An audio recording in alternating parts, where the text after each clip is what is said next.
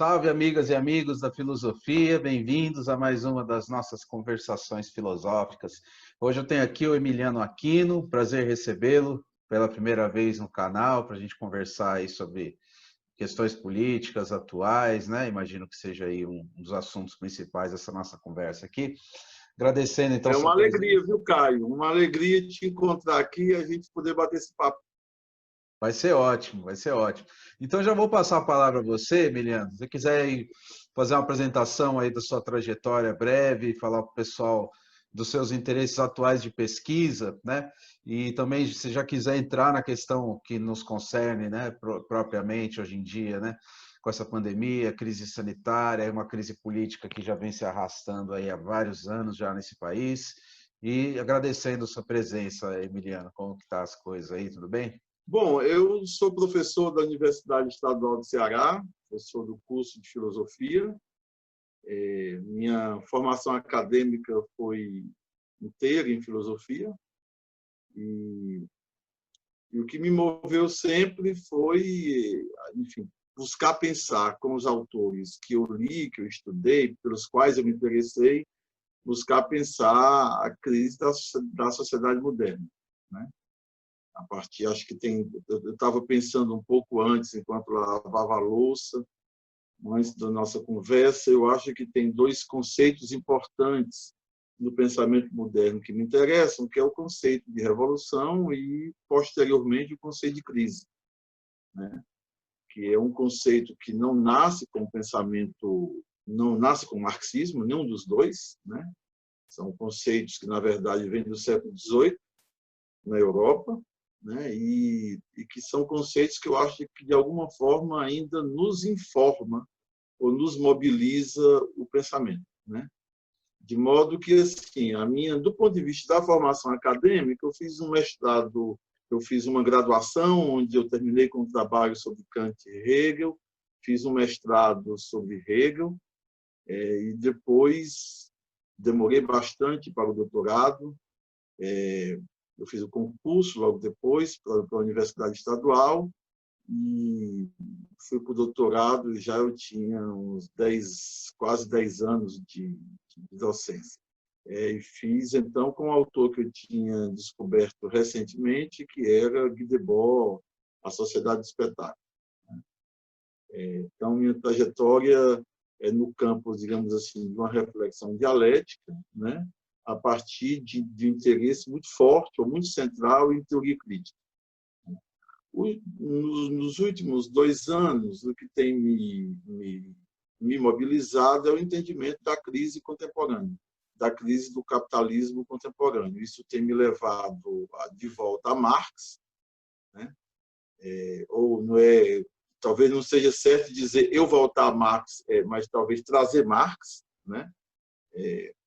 O nosso tempo, para pensar, para ajudar a pensar essas questões, né? E em diálogo com autores importantes do pensamento contemporâneo, do ponto de vista da crítica da economia política, né?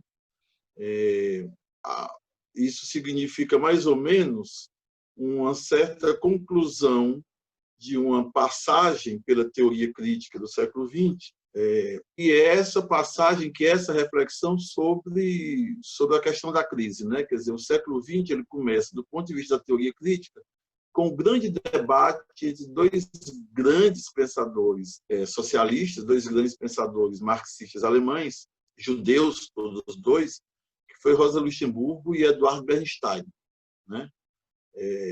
Na tradição do marxismo revolucionário, há uma tendência a desprezar ou a menosprezar, né, o pensamento do Bernstein, mas Bernstein foi muito próximo do Engels. O jovem Bernstein conviveu com o velho Engels durante aí, uns 10, 15 anos, antes do Engels falecer.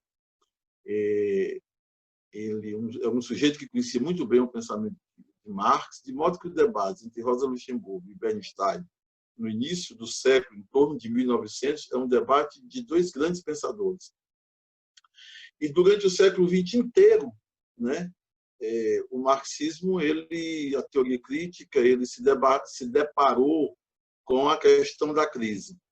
Após a Segunda Guerra Mundial, o pensamento marxista, ele tende, pelo menos naquele setor em que ele é mais criativo, em que ele se renova mais amplamente, a secundarizar o conceito de crise.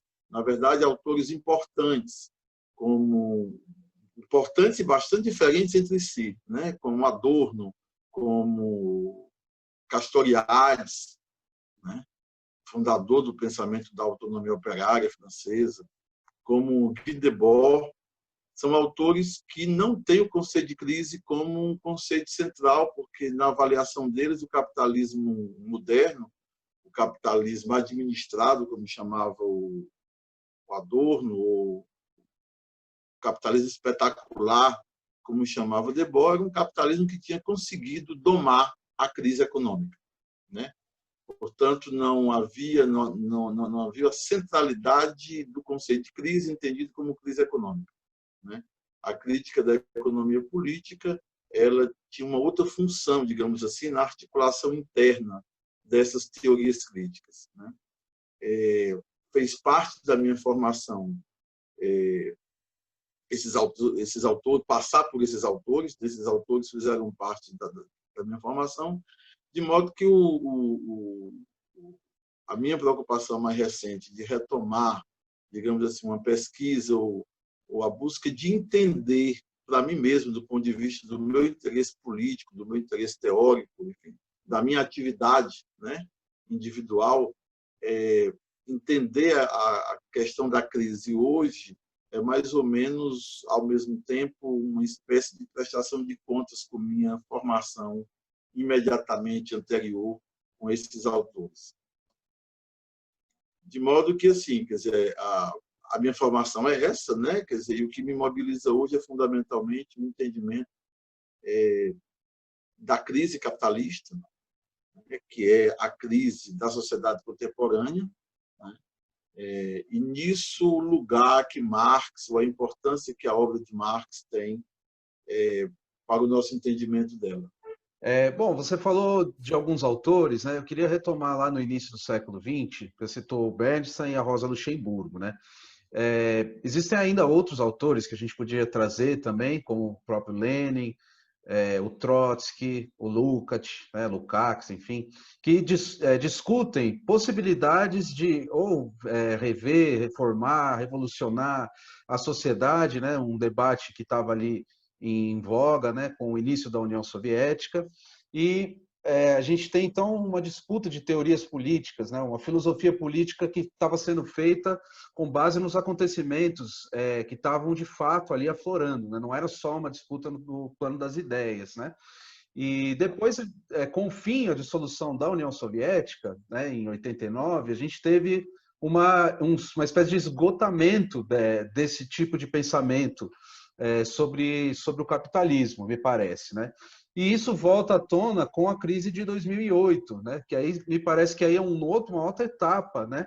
Que vai dar origem, ou pelo menos vai se colocar como uma nova forma, né? De que essas revisões, de que esse debate, essa disputa seja recolocada, porque agora é mais do que urgente, né? Que o capitalismo seja repensado. Então, a gente tem, na minha opinião, um renascimento dessas diversas correntes, teorias, ou seja, o capitalismo passa a ser novamente colocado em questão, mas agora com outros elementos, né, além desses, mas também a gente tem hoje em dia a crítica, né, decolonial, a gente tem o pensamento ameríndio, a gente tem contribuição de pensadores africanos que nessa época não estavam nesse debate, né, que ficava mais circunscrito ao pensamento europeu.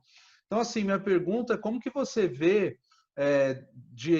mais recentemente, na crise do neoliberalismo, né, de 2008 para cá, e como que você vê essa retomada desse pensamento crítico, né? Que você falou que não nasce no Marx, tem uma história antes, né? Então, assim, existe uma espécie de genealogia do pensamento crítico, né? Que tem esse grande momento ali no começo do século XX e que me parece que agora tem uma nova etapa, uma nova retomada desse pensamento crítico, é como se a gente entrasse numa nova era, né? Queria que você comentasse como que você vê isso. Bom, eu acho essa tua pergunta, essa tua questão fundamental, né? Bom, se a gente for tomar a experiência soviética, russa, soviética, como experiência alternativa ao capitalismo, entre sua debacle em 88, 89, né, e o que ocorre com o pensamento após 2008, com a crise capitalista desencadeada a partir do centro do capitalismo, a gente pode dizer que 2 décadas, enfim, é muito pouco tempo do ponto de vista histórico, né? Mas eu acho que cabem aí 2 observações iniciais, Caio. A primeira é que eu acho que não é muito correto tomar, na radicalidade que precisa o pensamento crítico assumir hoje, tomar a experiência soviética como experiência alternativa ao capitalismo. Na verdade, a Revolução Russa foi uma revolução derrotada externa e internamente. Derrotada externamente no sentido de que a expectativa inicial dos revolucionários russos, que era de que a Revolução Russa desencadeasse um processo de revolução europeia, principalmente a Revolução Alemã, né? Que daria, portanto, as condições técnicas, econômicas, para que um país atrasado como a Rússia pudesse ter uma reconstrução revolucionária, né, das suas relações sociais. Isso não ocorreu. Além disso, internamente, houve um processo de contra-revolução que se cristaliza justamente com o papel histórico do stalinismo, que foi de realizar uma atrasada acumulação primitiva do capital, né? Todas as tarefas que a burguesia inglesa demorou aí 3 séculos para cumprir: expropriação dos camponeses, a criação de um proletariado urbano, a industrialização, o controle estatal dos salários, a mudança da centralidade da produção social do fundo de consumo dos trabalhadores para o fundo de reprodução do capital. Todas essas tarefas que Marx considera que são as tarefas da revolução originária, ou desculpe, da acumulação originária do capital, certo? Da acumulação primitiva do capital, e que na Inglaterra ocorre durante 300 anos, na União Soviética ocorreu com o regime stalinista durante 2 décadas, né? Portanto, o que se tem ali naquela sociedade é a prevalência de todas as categorias fundamentais da economia burguesa, né? Da economia capitalista. Mercadoria, valor de troca, mercadoria, dinheiro, salário, investimento, lucros, etc., né? E a partir de um regime extremamente totalitário, politicamente totalitário, e esse regime político totalitário se justifica, ou se explica, não se justifica, se explica historicamente justamente por essa intensidade ou por essa intensificação histórica da acumulação primitiva que o stalinismo conduziu. De modo que a debacle da União Soviética pode ser pensado como um momento da crise mais universal da sociedade produtora de mercadorias. Nesse sentido, eu acho que a grande contribuição do livro do Robert Kurz, em 92, 93, foi justamente inscrever a crise do chamado bloco soviético na crise universal da sociedade capitalista, né? Quer dizer, da sociedade de mercado, né? E, de fato, e aí é preciso, eu acho, esse é meu esforço hoje de compreender, de fato, a sociedade capitalista, a economia capitalista, a partir dos países capitalistas centrais, entra em crise já nos anos 70. Né? E tem uma virada, um ponto de inflexão fundamental, que é 1980, quando, com a vitória da Margaret Thatcher e do Ronald Reagan, quer dizer, o chamado neoliberalismo se torna, digamos assim, a política econômica central do capitalismo, e isso a partir dos próprios países capitalistas centrais, Inglaterra e Estados Unidos, né? Eu não gosto muito desse conceito de neoliberalismo, mas é secundário aqui na nossa conversa. Mas digamos o seguinte, que a partir de 1980, a partir de 1980, o capital começa a contraatuar a queda das taxas de lucros, né? As taxas de lucros são ameaçadas por duas coisas. São ameaçadas, primeiramente, pelas vitórias, pelas conquistas sociais do movimento operário na Europa Ocidental e nos Estados Unidos, o chamado estado de bem-estar social, que chega a um ponto que compromete a acumulação do capital, e o segundo elemento, que é a revolução científico-tecnológica, que elimina o trabalho vivo e, portanto, compromete, digamos assim, a produção de valor, né? Já que o valor econômico é resultado do trabalho, é a objetivação do trabalho, como já diziam Smith, Ricardo, Marx, etc. Quer dizer, a teoria do valor, a moderna teoria do valor, né? A revolução tecnológica, ao eliminar trabalho, elimina a produção de valor, né? Então, você tem duas determinações que apontam para a crise, né? E o que é a crise? Neste caso, a crise é a tendência à queda das taxas de lucro do capital. E o capital, então, desde então, todo o seu esforço é no sentido de contraatuar, ou seja, de produzir tendências contrárias à queda da taxa de lucros.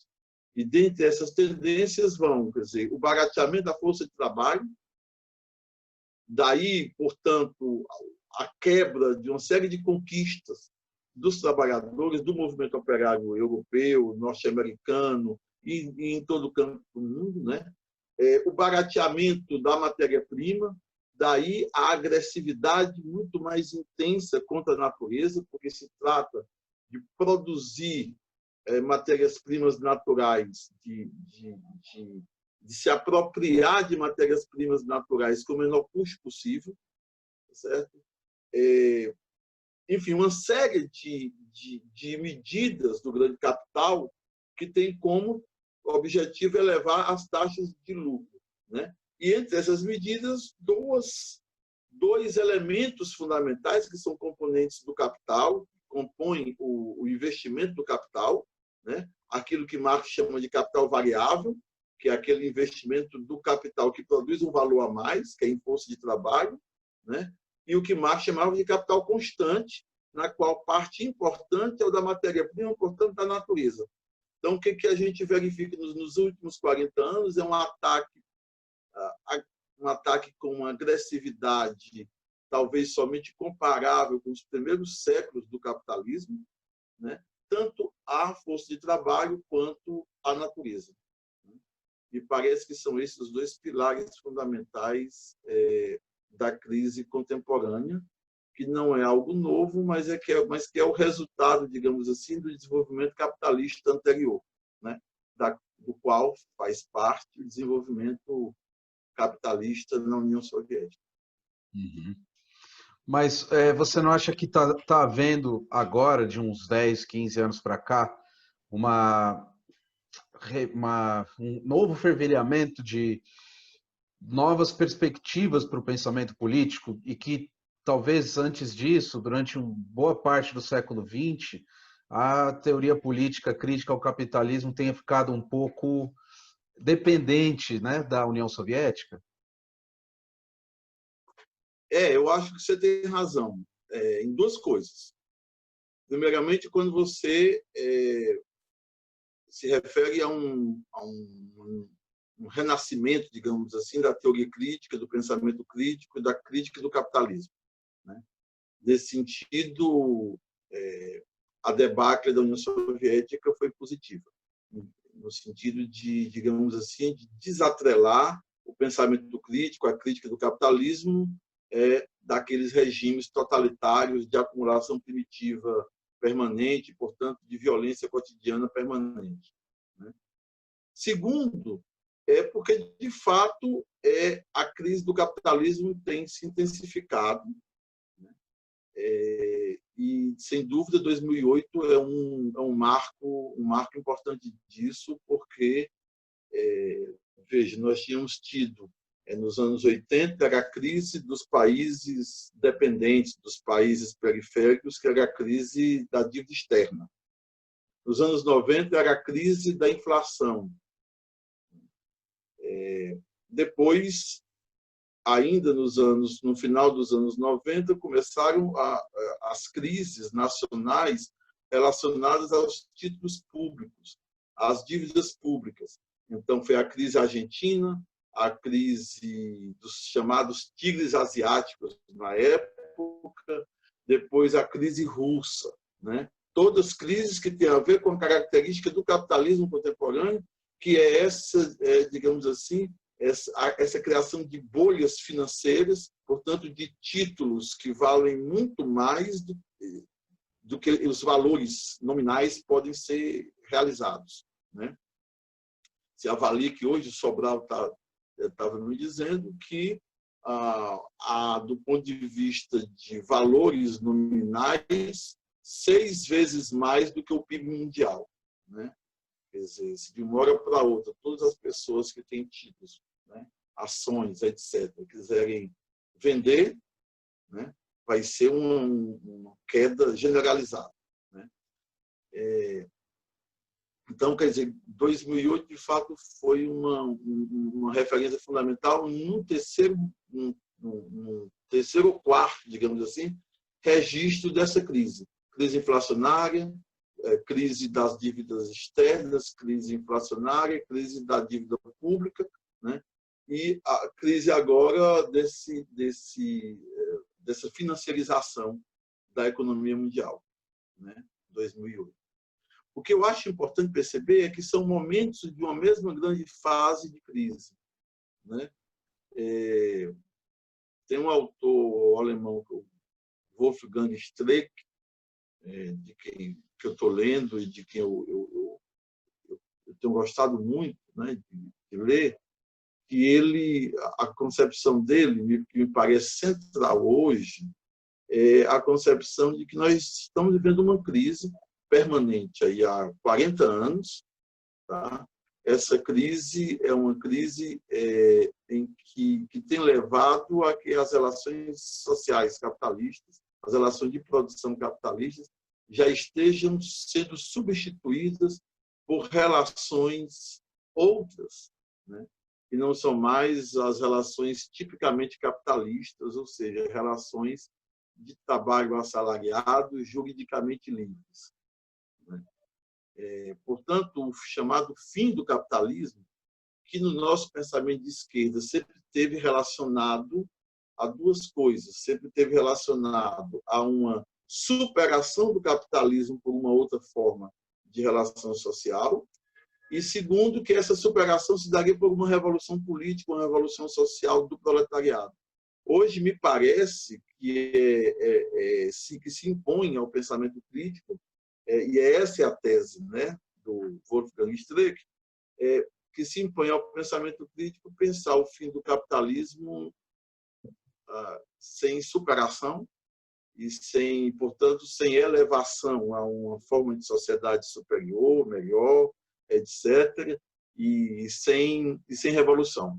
Ou seja, nós podemos ter uma substituição do capitalismo, e o que me parece é que já está ocorrendo em várias regiões geográficas e sociais do mundo, uma substituição do capitalismo por relações sociais pós-capitalistas, mas no sentido de relações sociais que substituem o capitalismo no sentido da decomposição das relações sociais. Portanto, a substituição de relações sociais baseadas no assalariamento e na liberdade jurídica, na igualdade jurídica, etc., essas coisas que caracterizam a sociedade burguesa moderna, por novas relações de dependência, por novas atividades coagidas pela violência e não pela necessidade econômica própria do mercado, e assim por diante.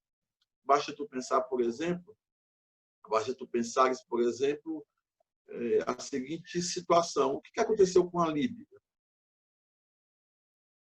O que é a Líbia hoje?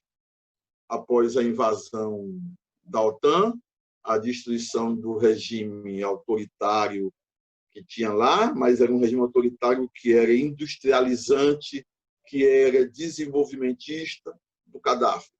O que é a Líbia hoje? Aquelas relações capitalistas foram substituídas pelo quê?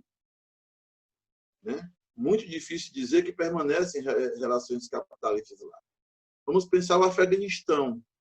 Né? Há uma comissão do Congresso norte-americano do ano passado, 2019, essa seria, na verdade, Caio, a grande questão a ser discutida pela imprensa mundial, não fosse a pandemia. Né? Mas, enfim, o New York Times, inclusive, o Washington Post chegou a publicar uma série de artigos discutindo a seguinte questão.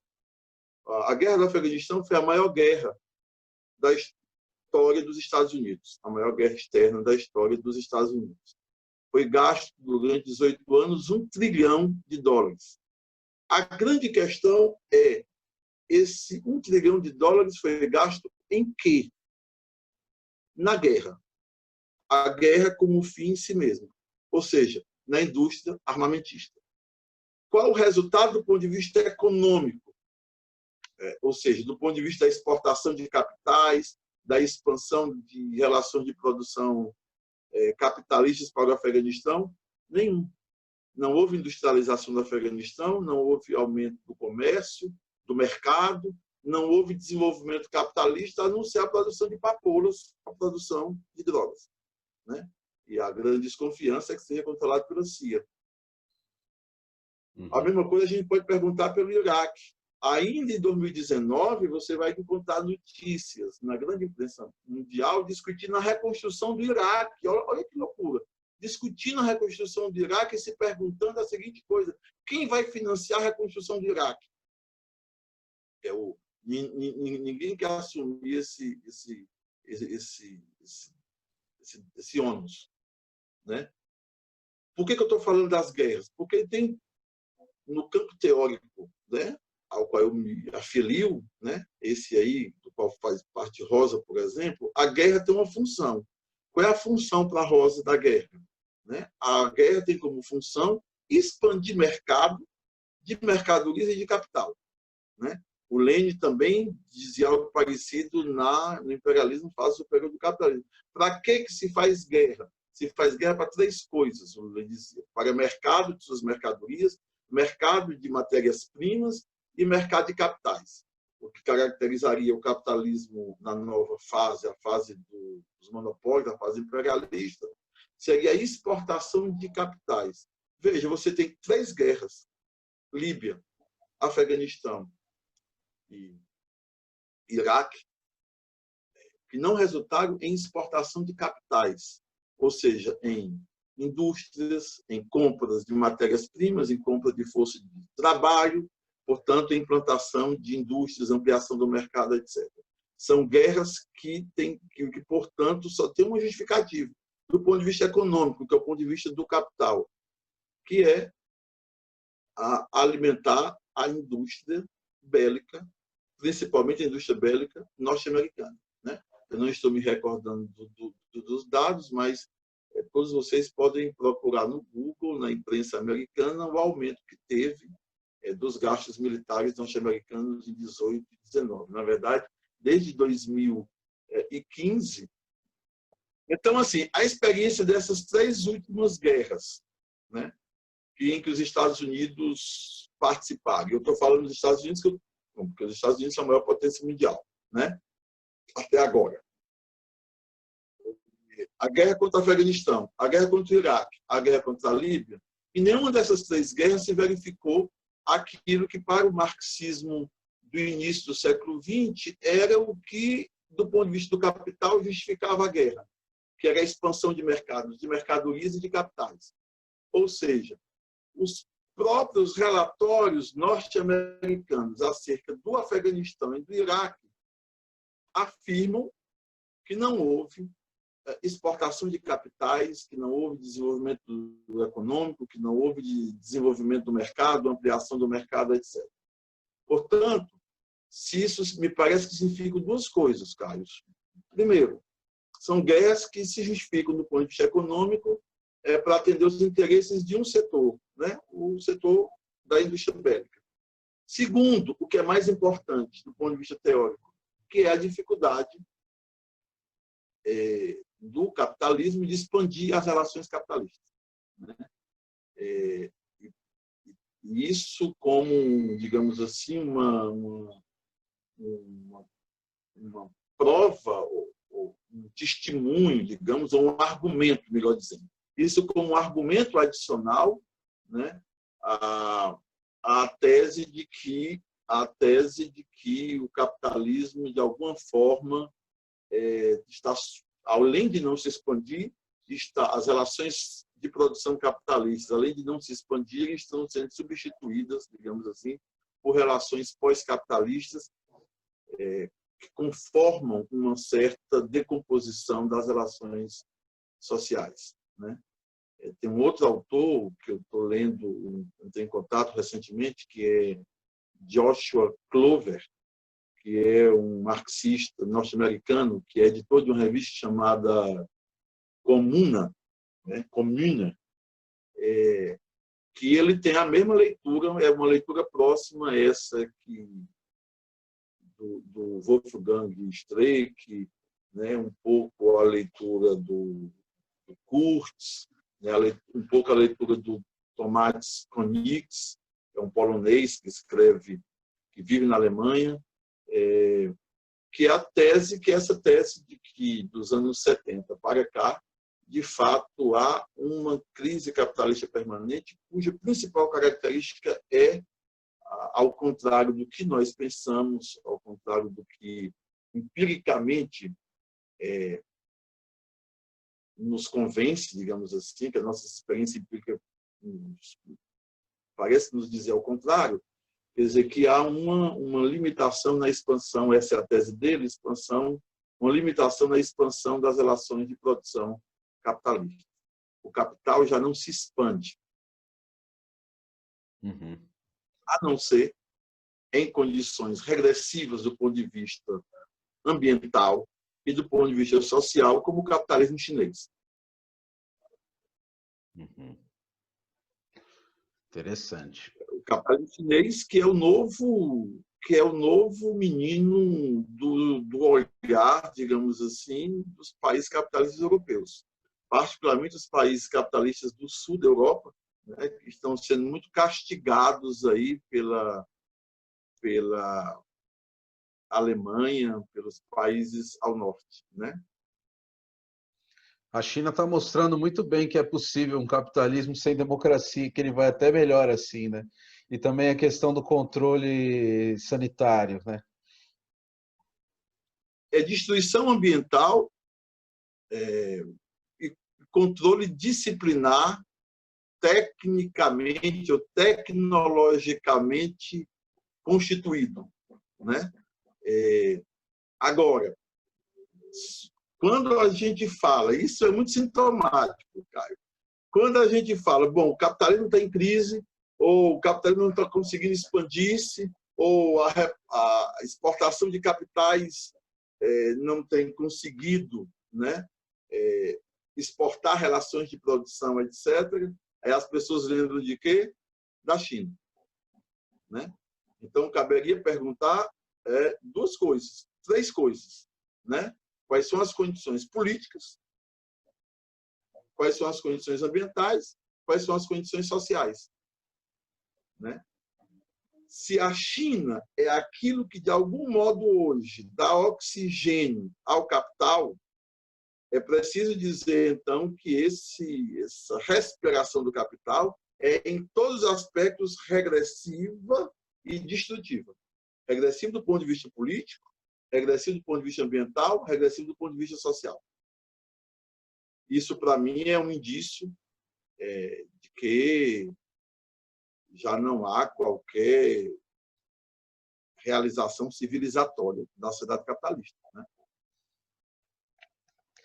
Certo. Professor, para a gente fazer uma última questão, se você puder falar um pouco como é que você vê essa questão no Brasil, né? Falar brevemente também como é que o Brasil se encaixa nesse contexto de capitalismo mundial? Qual é o lugar do Brasil hoje, né? Depois do lulopetismo, enfim, agora na era Temer-Bolsonaro, né? E como é que você vê isso, tentando assim, entender o que está acontecendo aqui, alguma luz para a gente entender o que está acontecendo? Então, eu acho, é só retomar um raciocínio que eu acho importante, né?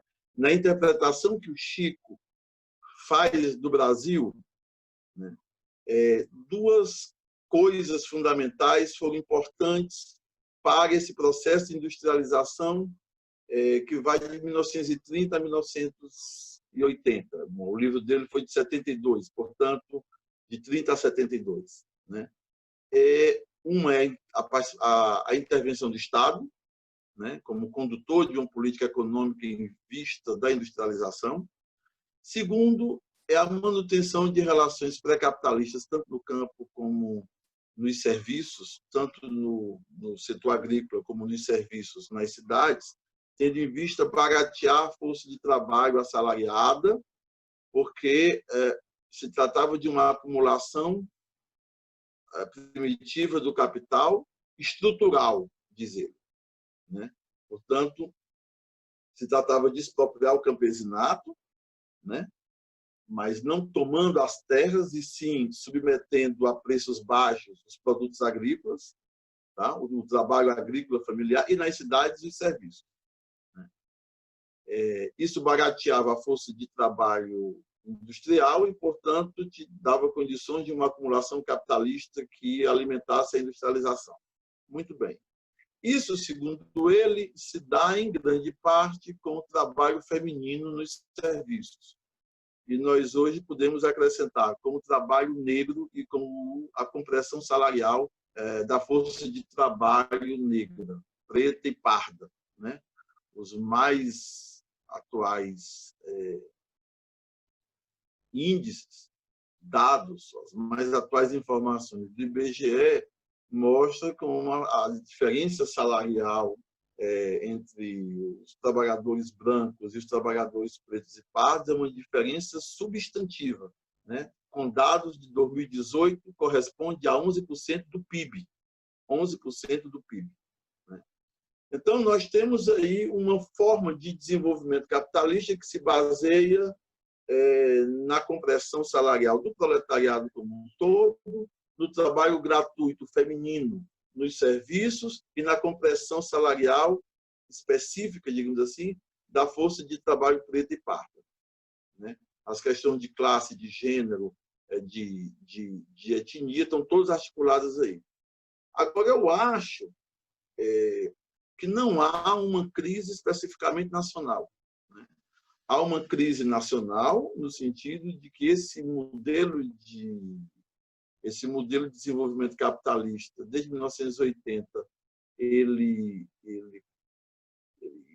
dançou, né? Ele não dá mais certo a partir de um elemento, que é a Revolução Científico-Tecnológica, que reestruturou a terceira Revolução Industrial, que reestruturou completamente o processo produtivo. E eu dizia, então, para ti, que uma coisa é o capitalismo no Brasil buscar de forma retardatária, com esses expedientes de que ele fez uso, entre 1930 e 1980,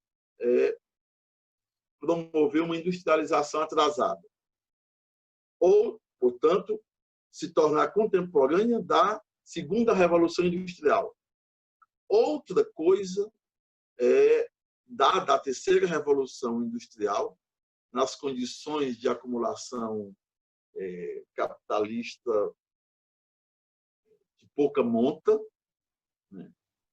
Que não basta agora você mobilizar a força de trabalho barata, porque o que caracteriza a terceira Revolução Industrial é justamente a eliminação da força de trabalho do processo produtivo.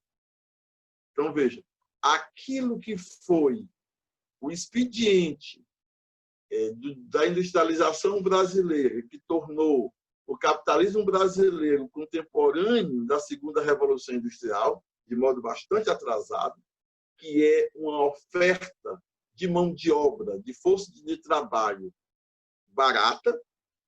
Isto não tem peso, de modo algum, na terceira revolução industrial, porque ela elimina a força de trabalho.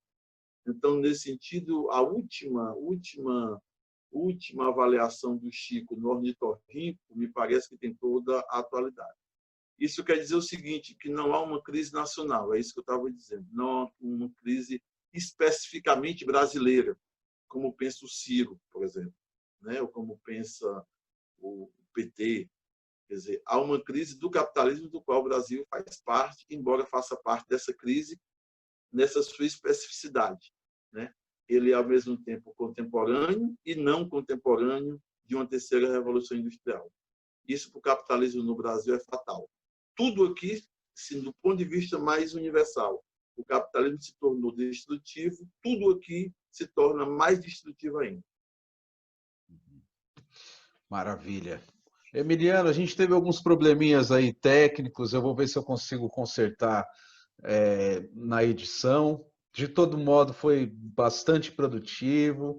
Acho que deu para a gente aprender aí um pouco, né, do seu pensamento, que enfim, tem um fôlego enorme, né? Com certeza a gente teria muito mais para conversar. Já fica o convite para outras vezes que quiser retornar aqui no canal também.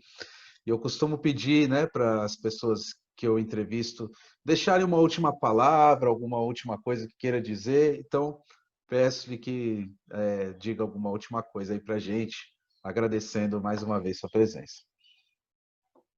Caio, antes de tudo, eu quero parabenizar porque esse trabalho, entre aspas, né, quer dizer, essa paixão que tu tem realizado, talvez seja melhor dizer assim do que nomear de trabalho, eu acho importantíssimo. Importantíssimo do ponto de dois pontos de vista, né? Primeiro, do ponto de vista da ocupação das redes, né? Pela inteligência, pela generosidade, né? Por uma forma de caritas, né? Que é essa do pensamento, né? Como a gente não consegue pensar só, a gente só consegue pensar ouvindo e falando, só consegue pensar dialogando. Então, eu acho que é um trabalho, enfim, é uma obra, uma poesia muito importante essa que tu tem feito. Segundo, eu quero agradecer a alegria, a honra, quer dizer, de ter sido tão generosamente acolhido por você aqui. Tá? Por fim, eu acho que a situação não é legal, está todo mundo vendo que é ruim. Quer dizer, quando a gente está com 50 mil mortos no Brasil, nas últimas 12 semanas, né? No mundo nós já vamos para 500 mil de pessoas, é que a gente já não ultrapassou isso, né? Essa é uma crise sanitária que tem a ver com a crise ecológica, que tem a ver com a agressão da natureza pelo capital. Esse vírus aí foi liberado por conta disso, né? Pelo desmatamento, pela monocultura da pecuária, pela monocultura agrícola. Enfim, essa crise sanitária é crise do capitalismo, certo? E, claro que a crise do capitalismo tem que ser entendido do ponto de vista amplo, é mais um testemunho aí do caráter absolutamente regressivo e destrutivo que essa forma de sociabilidade assumiu, né? De modo assim, que eu acho que não há muito otimismo, né? Por outro lado, há muita criatividade, muita inteligência nas pessoas, na humanidade, e talvez seja uma fase muito especialmente desafiante essa que a gente está vivendo. Tem uma carta do jovem Marx ao Arnold Hüger, se eu não me engano, em que ele diz o seguinte, que é otimista. Otimista porque a situação está tão ruim que é possível que saia alguma coisa boa disso aí, né? Então, é isso. Agradecer e parabenizar e vamos conversar mais e nos ouvir mais. Tá certo, Emiliano. Fica essa mensagem aí. Agradeço muito a presença, a participação e pelas palavras também. De fato, é uma paixão que vem aqui sendo circulada, né? E pela filosofia pela produção nacional em filosofia, pela tentativa de elaboração teórica das coisas, né, desse país tão sofrido, né, mas que tem, por outro lado, também pesquisadoras e pesquisadores da mais alta excelência, como é o seu caso também, como você pôde demonstrar aqui para a gente. Tudo ótimo. Agradeço muito, Emiliano. Eu dizia da excelência da nossa produção, que é isso que eu tento fazer aparecer, contribuir também para que isso possa circular um pouco mais para além dos muros da academia. E agradeço muito sua presença e a todas e todos que assistiram a gente até aqui também. Deixem seus comentários e a gente continua nas próximas conversações filosóficas.